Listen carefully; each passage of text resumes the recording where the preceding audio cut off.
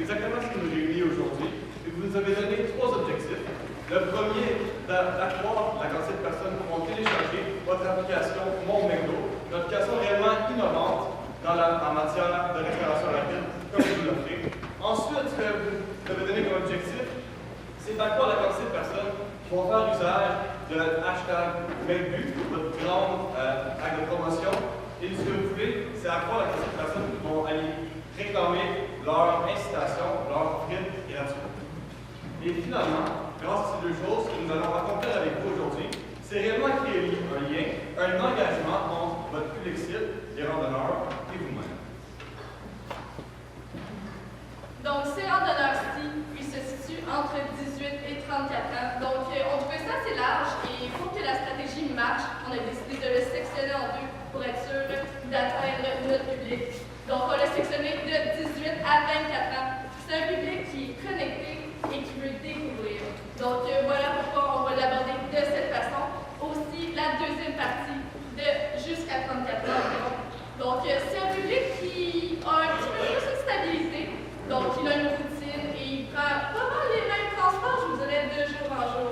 Donc, voilà de l'approche qu'on va faire pour ces randonneurs. Donc, en fait, notre approche, on vous a donné votre équipement, on vous a également donné la boussole, donc la direction. Maintenant, on vous équipe avec notre approche. Cette approche, elle est accessible, elle crée un engagement, en plus de faire des partenariats avec un influenceur et des leaders d'opinion. C'est pourquoi on va vous parler de notre approche pour McBu. On vous propose le montant, mais il faut l'écouter à la base avec le premier palier, qui est le terrain.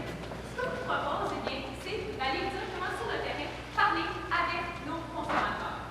Donc, lors du mois d'octobre, le premier mois de la saison des Canadiens, il y a environ 10 matchs lors de ce mois. Nous allons nous rendre sur le terrain, soit sur les campus de l'Université de Montréal, ou bien à différentes stations de métro que nous avons déjà déterminées. Là-bas, qu'est-ce qui va nous faire sortir du lot? Eh bien, c'est que nous aurons un vélo en forme de Zamboni, la McDo. Donc, il y aura des représentants de McDonald's qui iront parler avec les gens qui feront télécharger l'application et leur parler de la fameuse promotion du McBu. Ce qui va créer un buzz et va faire plein de leaders d'opinion, car ces gens en parleront ensuite à leurs amis, parce que qui ne veut pas des frites gratuites? C'est ce qui nous mène à notre deuxième palier. Un palier avec l'influenceur. Un S, pourquoi? Eh bien, parce qu'il y a 2 types d'influenceurs. Ma collègue John l'a mentionné. Les leaders d'opinion sont les personnes qui vont conduire ces abonnés et qui vont aller approcher les groupes de curieux entre 18 et 34 ans, dépendamment du bus, du métro, de l'université. Ils vont vraiment créer un engagement, un lien, vont montrer que McDonald's, c'est accessible, c'est du vrai monde, c'est des personnes avec qui on peut discuter, avoir du fun. Et c'est pourquoi ça va utiliser ces premiers, ces leaders d'opinion, pour convaincre la population, les passants, que adopter McDo, adopter Mon McDo, l'application, et adopter hashtag McBu, c'est vraiment quelque chose de bénéfique pour tous, et pour moi surtout, lorsque je vais aller réclamer à mon frite gratuite. On sait très bien que la frite gratuite, vous utilisez un McFlurry, un Big Mac, un Coke, donc un avantage de tout le monde ici.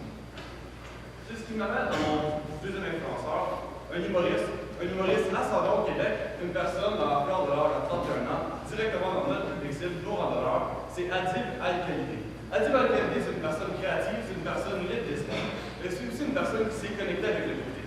C'est pourquoi nous allons lui laisser une certaine liberté pour qu'il puisse promouvoir du contenu positif en ligne, puisque nous allons lui demander à chaque semaine de produire entre une et 2 posts par rapport aux parties du Canadien, afin de pouvoir promouvoir dans la durée, jusqu'à la Al-Khalidi, il va continuer tout au long de la saison jusqu'à la fin à produire du contenu et ainsi assurer un engagement réel avec notre public. Donc, en ce moment, on atteint le terrain avec un contact direct avec vos clients. Voilà ce qu'il faut vous faire démarquer en fait dans ce tumulte, dans en fait ce brouhaha de tous les médias, de toute la publicité qui se passe dans ce secteur-ci. C'est pourquoi contact client sur le terrain, on le priorise. Et on ajoute par-dessus ça l'humoriste qui va les atteindre dans les nouveaux médias. Donc, c'est un 2 terrains qu'on joue ici et c'est comme ça que vous allez rayonner avec le McBu, en fait, de votre promotion. Donc maintenant, nous avons présenté notre idée, notre approche. Maintenant, c'est le temps de la concrétiser et de la montrer dans le temps. Eh bien, nous avons préparé un échéancier, un échéancier qu'on considère être vraiment solide.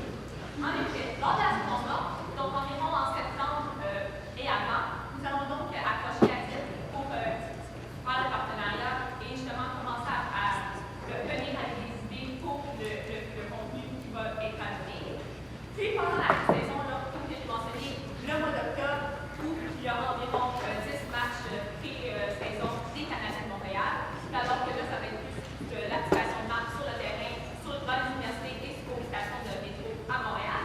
Et en septembre, ça va être le suivi continu des publications de notre influenceur. C'était pour parler de temps, maintenant c'est temps de parler d'argent, et on sait que argent arrive avec le mouvement. Donc, vous avez été généreux, vous nous avez donné 50 000 $, et c'est pourquoi on l'a divisé comme suit pour être un petit peu plus clair dans nos démarches. Donc, on met une grosse part de la tarte dans l'influenceur, tout simplement parce que c'est lui qui va être la bouche à votre campagne. Donc, on veut qu'il prenne de la place, que ce soit dans les nouveaux médias, en publiant ses contenus variés, mais toujours positifs dans l'inclinaison pour McDonald's. Également, on met 30% dans tout ce qui est matériel promotionnel. Donc, on conclut dans la bonnie, en fait, pour lui donner le fait qu'elle a besoin et ainsi être remédiatisée, tout simplement parce qu'elle est civile. Ensuite, on a les ressources humaines qui sont d'une aussi grande qualité que votre service, en fait. Donc, on veut le prouver en investissant 10% dans ce secteur-ci. Et bien sûr, dans n'importe quelle stratégie, il arrive parfois des pépins. Donc, c'est pourquoi on a mis près de contingence 10%. Est-ce que je suis claire? J'avais une bonne chose, c'est même pas ce classe, c'est vraiment du solide. Et en fait, c'est tellement solide qu'on va vous prouver avec des chiffres, on va vous prouver tout au long du processus que vous allez atteindre et même dépasser vos objectifs. Les indicateurs de performance nous permettront justement de savoir si nous avons atteint le sommet et que tout a été un succès. Nous, ce qu'on peut atteindre est bien sûr, et ce qu'on va atteindre, c'est une augmentation de 20% du nombre de téléchargements de l'application Mon McDo. Et autrement, transformé en d'autres chiffres, ça serait bien, on pourrait avoir distribué 1,5 million de frites gratuites lors de la saison 2019-2020. Donc, on a atteint le sommet.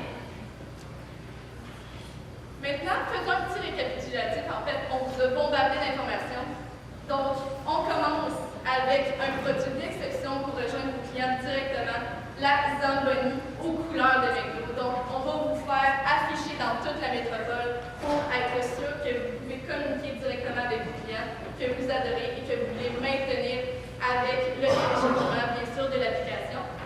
Par la suite, on ne vous donne pas juste ça, on vous donne un rayonnement par un influenceur d'exception, un humoriste qui va savoir toucher, en fait, tous les petits creux et crevasses de votre public cible, que ce soit de 18 à 34 ans. Et bien sûr, on s'incruste, en fait, dans leurs habitudes de tous les jours. Donc, c'est comme ça qu'on va vous faire rayonner McDonald's dans votre promotion. Encore une fois, un grand merci, Clément Boussipard et Marie-Anne pour cette opportunité unique de parler. Nous sommes Apex Communication et on s'est rendu avec vous au sommet, là.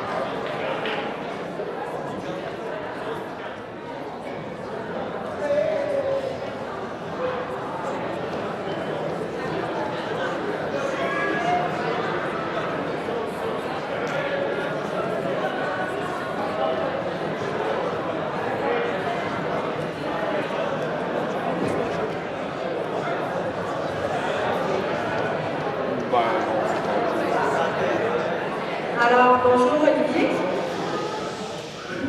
Vous êtes ici pour nous parler de McBu. C'est la 3e année de ce programme-là chez McDonald's. Pouvez-vous nous donner un petit peu de détails? Oui, bien sûr, ça fait déjà 2 ans que le programme existe. C'est une promotion qui a vraiment été un succès phénoménal, qui a vraiment surallié, le public vraiment surallié tout le monde autour du Canadien de Montréal, ce qui fait en sorte qu'on va le poursuivre encore une année de plus et réellement offrir le plus qu'on peut à la population.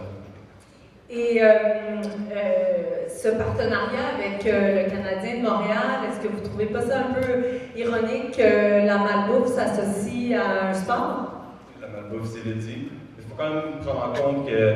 On s'entend qu'un Big Mac et des frites, c'est pas ce qu'il y a de meilleur pour la santé. Il faut dire que chaque personne a droit à ses choix. On peut offrir les options à tout consommateur d'aller faire les produits qu'il veut. Et je ne crois pas que c'est ironique aucunement, même que McDonald's s'associe à beaucoup de causes, est vraiment engagé dans cette communauté. Et donc, on poursuit ça avec le Canadien de Montréal pour maintenant 25 ans.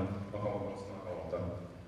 Parfait. Donc, ça fait 25 ans que vous êtes partenaire avec le Canadien de Montréal, mais 3 ans avec le programme de McBu. C'est bien ça? Oui, c'est exact, c'est exact. Et puis, comment ça fonctionne? Je lisais rapidement dans votre communiqué de presse, vous parlez de McBonnie. Qu'est-ce que c'est ça? C'est des points Bonnie? Pas de blague. Mais McBonnie, ce que ça va être, dans la métropole, ce qu'on va voir, c'est les tricycles, mais en forme de Zamboni, si on va faire une référence au hockey avec les Canadiens de Montréal. On va prendre des personnes dynamiques vraiment engagées qui vont aller rencontrer les passants et vraiment engager une conversation avec eux, avoir un moment unique avec eux, et ainsi leur montrer que l'application Mon McDo, hashtag McBu, la promotion McDonald's est vraiment bonne pour eux, vraiment la chose à faire. Et puis, est-ce qu'ils vont leur donner des choses gratuitement? En soi, bien, si le Canadien de Montréal marque le premier but dans un match qui arrive à peu près à la moitié de distance, ce qui est quand même beaucoup, et bien, dès qu'on a l'application Mon McDo, ce qui arrive, c'est qu'on va pouvoir aller réclamer avec un coupon notre frite gratuite, de format moyen dans n'importe quel McDonald's qu'on veut. OK, donc c'est un coupon sur l'application, c'est bien ça? Oui, exactement, comme ça. Ça va être sur les plateformes modernes médiatiques. Et puis, est-ce que l'application Mon McDo est sécuritaire? Il y a eu plusieurs cas de fraude rapportés dernièrement où, par exemple, un consommateur qui habitait au Nouveau-Brunswick a eu des charges sur sa carte de crédit via l'application Mon McDo pour les restaurants à Montréal alors qu'elle n'était jamais venue. Bon, mais dans le cas échéant, McDonald's va vraiment s'assurer de payer le dommage causé à la personne en question et s'assurer que ça ne se reproduise plus. Donc, c'est McDonald's qui rembourse des cas de fraude comme ça? Bien, chaque cas est différent. Les litiges sont devant la cour, donc on ne peut pas établir nécessairement les conséquences, mais dans le cas que la compagnie doit payer son dû, elle va le faire, bien nécessairement, puisque c'est une personne privée qui vraiment fait son travail, qui est engagée dans sa communauté, qui veut respecter aussi les droits. Et puis, est-ce que vous avez eu beaucoup de cas reliés à ce genre de fraude-là via l'application Mon McDo? Mais si on prend en compte la quantité de personnes qui ont pu avoir un bénéfice par rapport aux personnes qui ont malheureusement eu certaines conséquences, je crois que les bénéfices en valent réellement la chandelle, puisque les cas, certes, il y a beaucoup trop, mais il y a énormément de bénéfices à avoir, donc il n'y a vraiment aucune crainte par rapport à la protection de la propriété privée.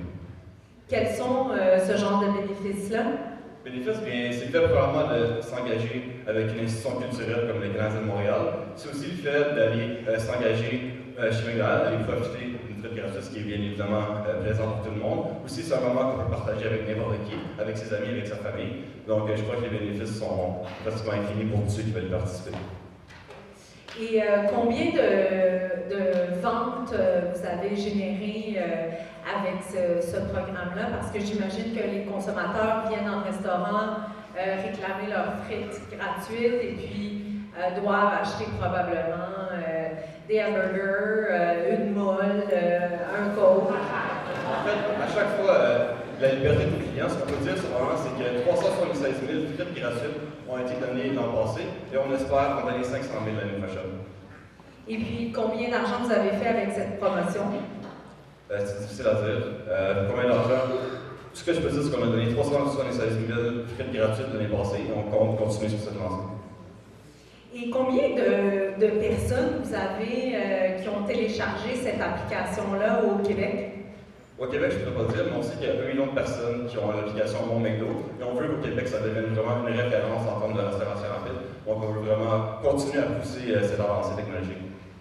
Vous voulez être une référence, mais on vient de voir un restaurant qui vient de fermer sur le plateau Mont-Royal. Comment vous expliquez ça? Je n'étais pas au courant de cette situation, est-ce que vous pouvez me l'expliquer? Il y a eu un restaurant qui a fermé sur le plateau Mont-Royal sans avertissement. Je pense qu'il était rapporté qu'il y a eu des amendes d'insalubrité dans ce restaurant-là. Mais dans ce cas-ci, on va certainement s'assurer qu'il n'y a plus jamais des choses comme ça surviennent. Encore une fois, les gérants ont pas plein contrôle, mais ont un certain contrôle sur l'institution et on leur fait confiance. Donc, lorsque des cas comme ça surviennent, bien, il faut absolument mettre en place les protections nécessaires pour les consommateurs, les citoyens. Et au niveau de la performance du Canadien de Montréal, ils ont un petit peu de la difficulté dans les dernières saisons. Est-ce que ça affecte l'engouement de vos clients? Je crois que les résultats de cette année prouvent en quelque sorte le contraire. Je crois qu'ils ont vraiment des chances en série cette année d'aller le plus loin possible, ce qui fait en sorte que l'année prochaine, ça peut être encore mieux. En fait, je vous remercie.